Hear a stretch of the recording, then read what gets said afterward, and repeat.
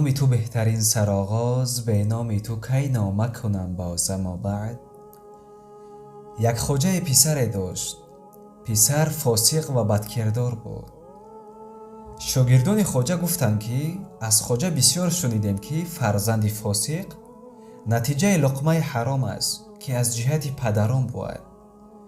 ما این شیخ را تقوادار و پرهیزگار می‌دانیم و مادرش باشد صالحه است. اکنون برویم و حقیقت کار را از شیخ بپرسیم که چرا چنین است.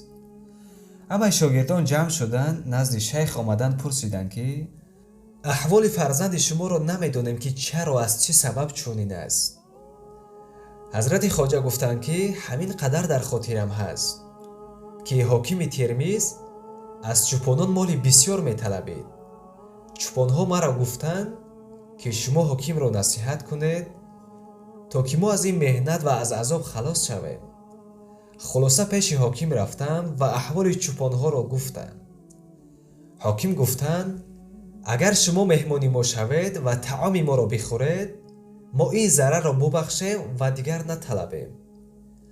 در آن زمان مرا ضرورت شد، از برای منفعت مسلمانان قبول کردم و اما شرط کردم که مرا تکلیف میکنید که طعام بسیار خورید. پادشاه قبول کرد. چون طعام را آوردند، یک لقمه طعام در دهان کردم. تا آخر مجلس همان لقمه را میخوردم و به خود فرو میبردم. چون به خانه آمدم، همون شب با مادر این پسر همخوابگی کردم و این پسر از آن لقمه حرام شده است، بنابراین این فاسق برآمده است. پس بدانید که یک لقمه حرام همچنین نتیجه میدهد.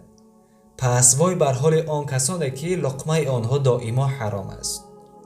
برادران عزیزم، از زنی که لقمه حلال ندارد، از وی فرزند خوب انتظار مشو. و همچنین خواهر عزیزم، از مردی که لقمه حلال ندارد، از این گونه مرد فرزند خوب انتظار مشو.